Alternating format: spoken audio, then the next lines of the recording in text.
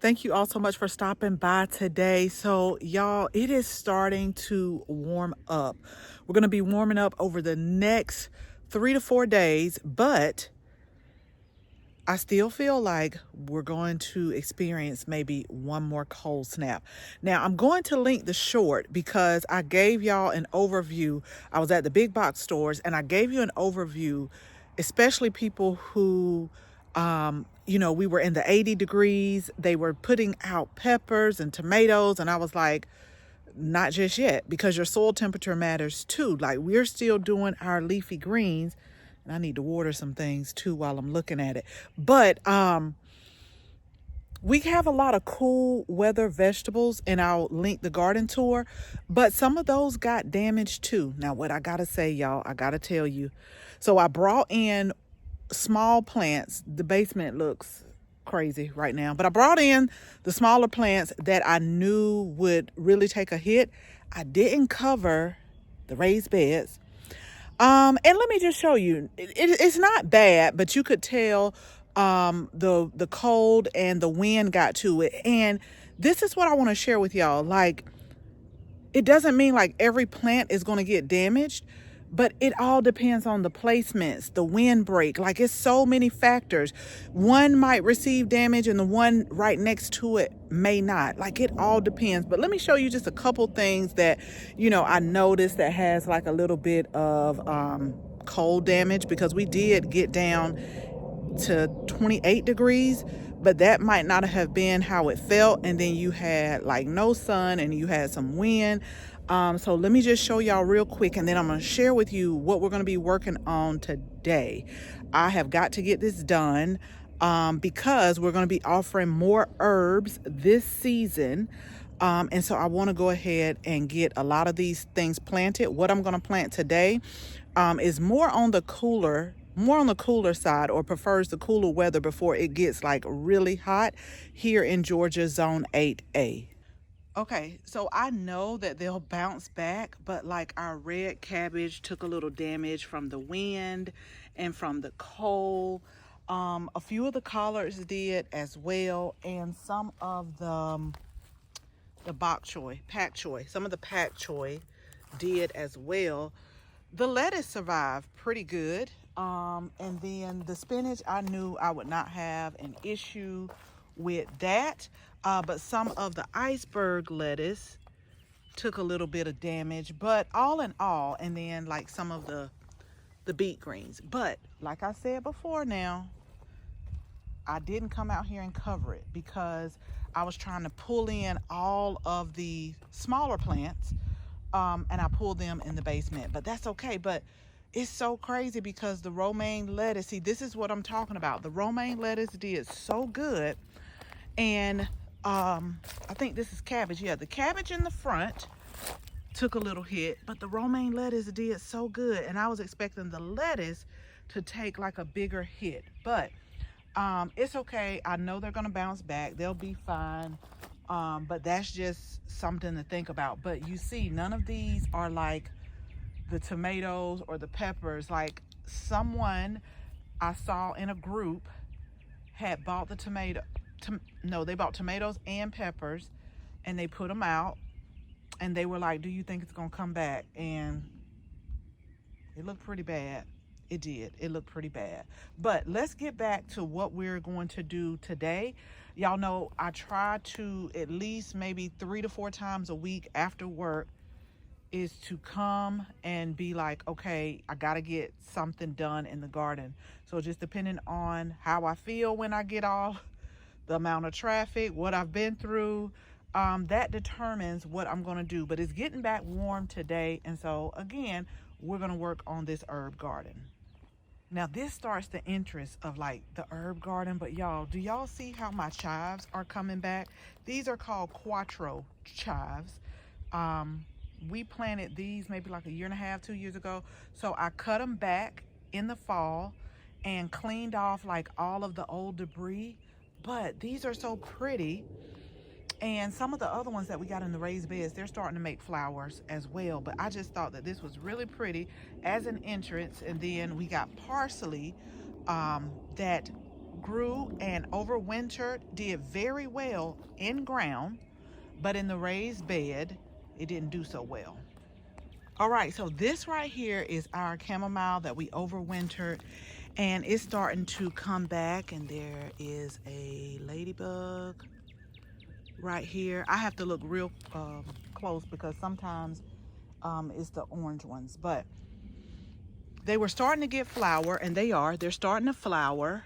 And so here in Georgia, I've always fall planted my chamomile. We started these from seed, and then I'll let them overwinter, and then we'll harvest it, because this is another herb for me. Growing it in the past, it doesn't like it like real hot. So I figure we'll harvest our chamomile, and then we'll put another herb here. But today I want to focus on this area. So we got bee balm right here. We had parsley, but a lot of that parsley took some damage. And what we're going to plant here is more calendula. Now, the calendula I left out because I had been hardening off, and something told me to bring it in because I could have easily just brought that in like that. And it looks damaged, y'all. It does, but don't worry. It did get a little bit of damage, but that's okay. It'll be fine. We're going to put some right here because we sell the calendula flowers online, and there's so many things that you could do with calendula. You can make calendula salve. I think we're going to offer the calendula salve this year. But you can also do calendula tea, different oils. It's so amazing. It is so amazing, because let me tell y'all, here over the last couple of years, like, I don't know what is going on why my lips stay so dry. I blame it on age, but I made some calendula lip gloss that just makes it feel so good. And so it's just a lot of things to do, and I want to share that with y'all. But we're growing two different types. This particular type, it has a high resin count as well. Now I want to see how it grows, because I always grow the resina, and we put those in ground. But this one, it is also high in resin, but it may not make as many as flowers as the resina calendula, but we'll see. So we're testing it out. So I'm gonna have calendula in this part of the bed, and then I also have some in ground. And y'all, when we first had these beds built, they're like a L shape, is 2, so they're 18 inches in height. And so a couple of things that I have done is I got to bring this soil level up, because this is where my holy basil comes in. But I may put it somewhere else this year. And then the lemon balm, we was able to harvest quite a bit, and I'll put that online as well. And we're going to offer some lemon balm as well. This is one that we're growing a lot of this year. We may not grow it in this bed. We may grow it in containers, but we're going to grow a lot of it, because when I tell you, this is like my go-to at night when I am trying to get to sleep, this is what I use, the lemon balm. And so I also have to build this soil up right here, bring the soil level back up. I'm going to pull this oregano. So I shared with you all that a lot of times I like to change out like oregano and thyme maybe every few years, because they can start to get woody, and this is what I mean. Like, they could start to get real woody, and so we're just gonna pull this up, and I got a fresh one that we're gonna put right here. I'm gonna leave most of this part of the raised bed. I'm gonna leave this bare, because I want to be mindful on what I put in here. I know we're going to grow sage this year, thyme, I'm going to put that in there. But right here, the lemon verbena, this comes up every year. So this is our lemon verbena. And then the holy basil, I have to figure out. So the holy basil may actually, once, we're going to start seeds inside, but once the chamomile is done, we may pull it up and pull it right here. But let me show you, let me get all of this cleaned out, because we have a lot of herbs in pots as well. Now I do have to cut this back, but I want y'all to download the free container gardening guide, because I'm going to clean it up But we got herbs that are growing in containers too. Like this is sage, purple sage. We're going to cut back, and then the strawberry is coming back. But we're going to cut this down here, and then the thyme is coming back. Then we have mint. We have clary sage that we're growing this year, arnica, helenium.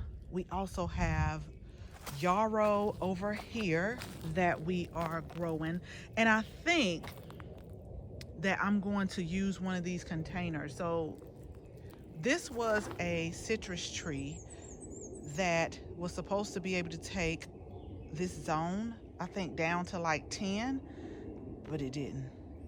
It did not. So we're gonna pull that up. Maybe not today, but we're gonna pull it up. And I think I may either plant like ginger or turmeric in there. I still got lemongrass I gotta plant. That may go in here. And then I have, let me share with y'all what I got. So we have mullein and more Moroccan mint, and then like the California poppy and the rosemary. So this just kind of starts the herb garden area. And then we got rosemary and pots. And I know Chris is not going to be happy with me when I ask him to help me move this, because at first I wanted it right here, and now I want it somewhere else, but I don't know where, but I don't want it here. And I was like, you know, sometimes when you're putting the garden together, you could do things, and then I'm at a, like, when I look at this, I ask myself, what were you thinking putting this right smack in the middle of the entrance of the herb garden? Like, what was going through your head? I don't know, but I want it moved. Our za'atar didn't make it right here, but I got some more seeds for that. But I'm just really excited about all the chamomile that is going to produce on here. We're going to have some of that online. It smells really good. Like, just the leaves smell good. So we're going to have some of that as well. And the bee balm, although it is edible, I just love it, like, for the pollinators. And I'll try to flash a picture like when it is all grown in, but the pollinators absolutely love it. Okay, really quick, like always, we're going to pull back the straw mulch. We're going to put slow release fertilizer in here, the espoma. I have garden tone, and we're going to plant these calendula right here. Yeah, I got to get them in. And I planted extra, and I'm glad I did, because some of them really are just, they're gonna have to go. And then we're gonna water everything in. I'm going to leave this drip irrigation. I'm gonna have to pull it up. I'm gonna have to pull it up so that when I put the compost, a layer of compost on top, and then put it back down. But this drip irrigation goes like all of here, so I'm just gonna be strategic. Put it like that. I want to bring the soil level up where you see the hot and spicy oregano like that. So we're going to just bring everything up just a little bit, and then bring the soil level up on the other side. Okay, so these were the ones that we planted in ground, and as you could see, a few of them took some cold damage.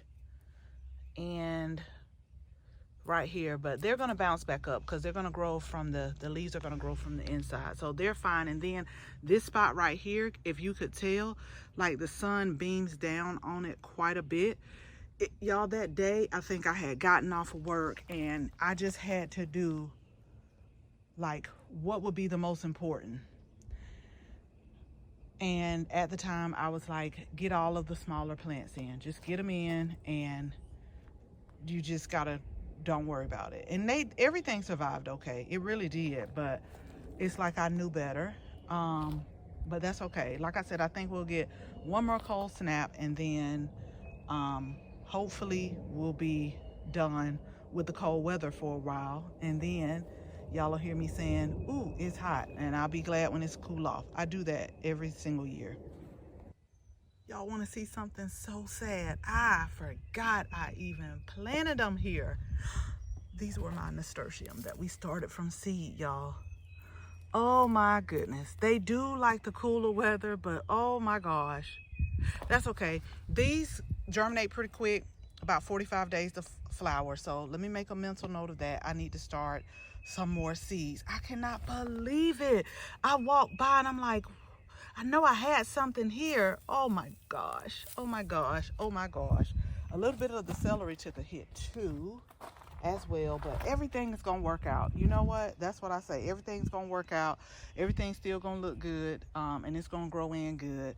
It's done. There's nothing I could do about it, but I can't believe it. And then I had one right here too, y'all. It's gone. 2 of them. They're gone. Just gone.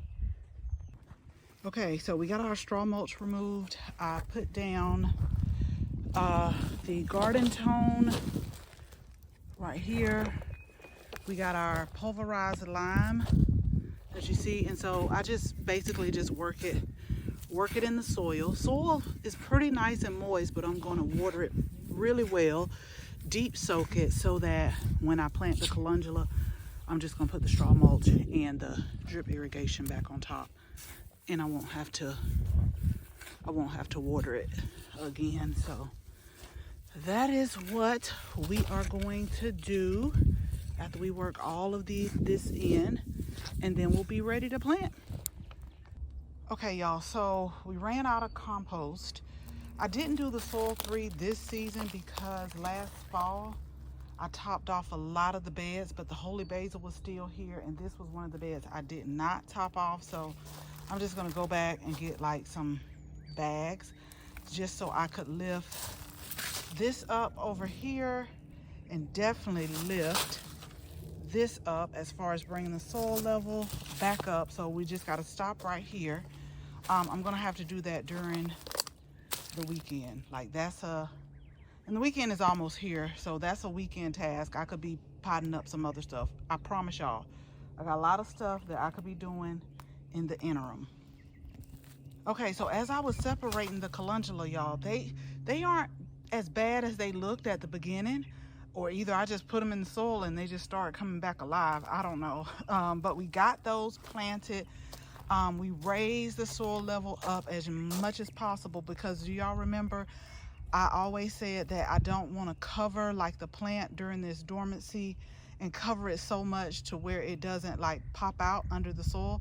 So I like to wait for it to leaf out, then like fill it up. So that's what we did, and we're gonna just put straw mulch on that. I had to ask myself what is going on, because y'all remember I said let me water everything in good. So as soon as I got the last 2 calendula planted, I'm like, you know, you didn't water it in. But anyway, we got those planted, and we're going to get all of this watered in.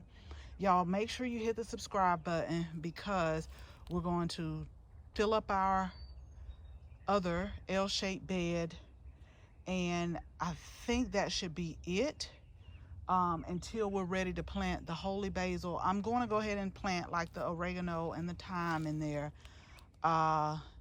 and I may plant sage somewhere. I have to look it up, because remember, around May, the chamomile should be just about finished, and so I have this whole area right here to be able to plant like another herb right here. But I guarantee you it won't be mint. It will not be mint. It'll be in a container. I got plenty of mints, but it'll be in a container. And the only reason why I said that is because about 3 weeks ago, I pulled up all of the mint by the rose garden, and there it is coming up once again. But thank you all so much for watching this video. Make sure you share this video with your family and your friends. And if you are not a subscriber, go ahead, tap that subscribe button. Make sure you tap the bell so that you can receive notification each and every time we upload a new video. Again, thank you all so much for watching. And until the next video, bye-bye.